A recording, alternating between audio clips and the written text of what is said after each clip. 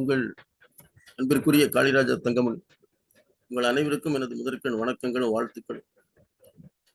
உங்கள் ஆசிரியர் YouTube channel மூலமாக உங்களோடு உரையாடுவதிலே நான் மிக்க மகிழ்ச்சி அடைகின்றேன்.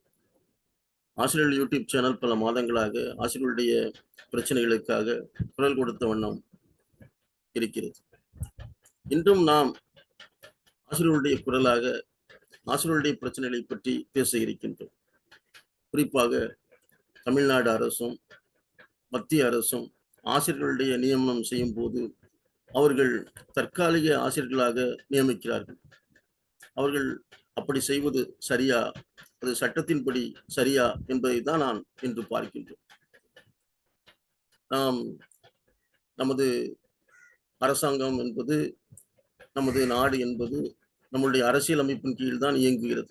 நமது அரசியல் அமைப்பு சட்டம் என்ன சொல்கிறது?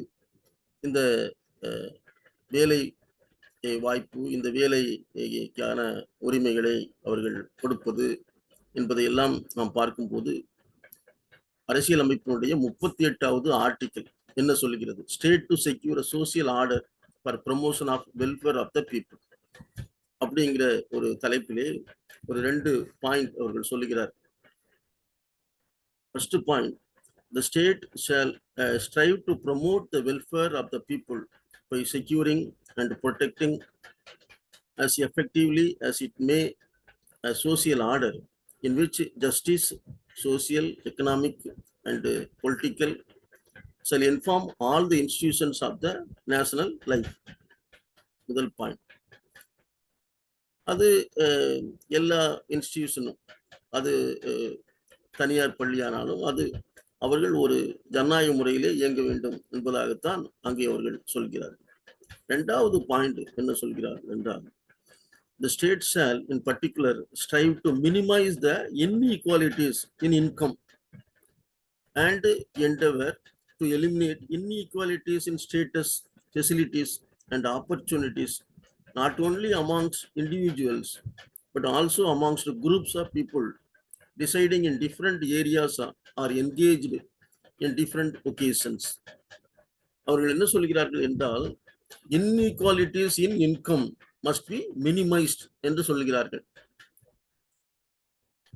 இப்படி நமது அரசியலமைப்பை அங்கே ஏற்றத்தாழ்வுகளை, வருமானத்தினுடைய ஏற்றத்தாழ்வு குறைக்கப்பட வேண்டும் என்று சொல்லுகிற போது இவர்கள் எப்படி ஒரு தற்காலிக ஆசிரியரை அவங்க பணியில் அமர்த்தி அவருக்கு 10,000 ரூபாய் சம்பளம் கொடுத்து அதே வேலையை அதே தகுதியுள்ள ஒரு ஆசிரியர் செய்யும் போது அது அரசு பணியா, அரசாங்க அப்பாயின்மெண்டாக இருந்தால் அதற்கு அவர்கள் 1 லட்சம் ரூபாய் கொடுக்கிறார்.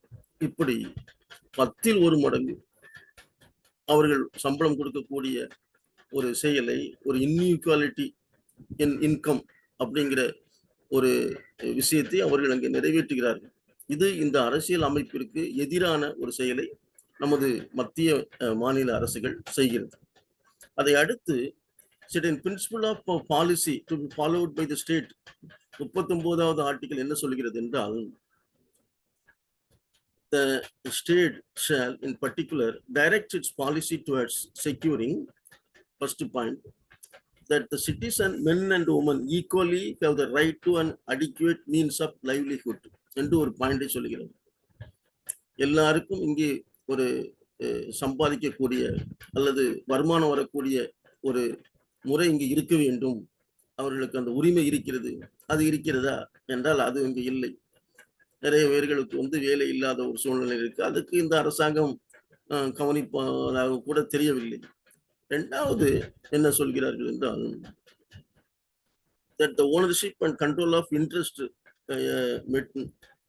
control of the material resources of the community are so distributed as best to serve the common good.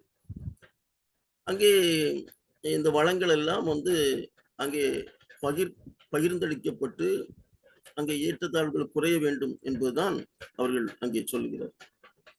அதுக்கு அடுத்த பாயிண்ட் என்ன சொல்கிறார் என்றால், that the operation of the economic system does not result in the concentration of wealth and the means of protection to the common detriment என்று சொல்லுகிறார்.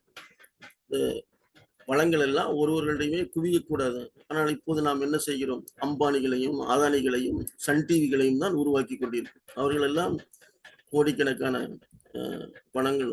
சாதாரண மக்களை பற்றி அவர்களுக்குள்ள அந்த சூழ்நிலையாம் பார்க்கும்போது இந்த அரசாங்கம் இந்த நமது அரசியலமைப்புப்படி செயல்படவில்லை என்பதாகத்தான் நாம் பார்க்கிறோம். அது அப்படி இருக்க, அடுத்த பாயிண்ட் முக்கியமானது, that there is equal pay for equal work for both men and women என்று சொல்லி, அங்க equal pay for equal work. இந்த தனியார் பள்ளி கல்லூரி ஆசிரியர்கள் அங்கே நாம் அவர்களுக்கான ஊதியத்தை பற்றி நாம் சொல்லும்போது அங்கே ஈக்குவாலிட்டி என்பதை நாம் பார்க்க முடியவில்லை. அரசாங்கம் அவர்களுடைய பள்ளி கல்லூரிகளில் அவர்கள் அங்கே அப்பாயிண்ட் பண்ணக்கூடிய அந்த ஆசிரியர்களை தற்காலிக ஆசிரியர்களாக அவர்கள் பணியமர்த்தி அவர்களுக்கு குறைவான ஒரு சம்பளத்தை கொடுத்து அவர்களே இந்த இன்இக்வாலிட்டியை இங்க equal pay for equal work என்பதையே அவர்கள் காலில் போட்டு மிதிக்கிறார்கள். இப்படி இந்த அரசாங்கங்கள் இந்த அரசியலமைப்புக்கு கீழே பணியாற்ற வேண்டிய ஒரு சூழ்நிலை இல்லாமல் அவர்கள் தன்னிச்சையாக அவர்கள் பணியாற்றுவது மிக மிக ஒரு தவறான ஒரு போக்கு. அதை கேட்பதற்கு நீதிமன்றங்களும் சரியாக செயல்படவில்லை என்பதாகத்தான் நான் நினைக்கிறேன். இங்கே ஆசிரியர் பெருமக்களும் அந்த அளவுக்கு வலிமையான ஒரு அமைப்பாக அவர்கள் அங்கே பேசுவதற்கு ஒரு சூழ்நிலை இல்லாததை இந்த அரசாங்கம் இந்த மாதிரி ஒரு எக்ஸ்பிளாய்டேஷன் அது ஆசிரியர்களை செய்து கொண்டிருக்கிறது.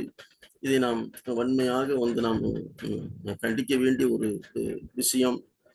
ஆசிரியர்களை தயவு செய்து நீங்கள் தற்காலிக ஆசிரியர்களாக நீங்கள் நீங்கள் நீங்கள் அவர்களுக்கு வேலையை கொடுக்காதீர்கள். அவர்களுக்கு முழுமையான ஒரு ஆசிரியர்களாக நிரந்தர ஆசிரியர்களாக நீங்கள் பணியமர்த்த வேண்டும் என்று நான் இந்த நேரத்திலே நம்ம தமிழ்நாடு அரசையும் மத்திய அரசையும் கேட்டு வேண்டி விடைபெறுகிறேன். நன்றி, வணக்கம்.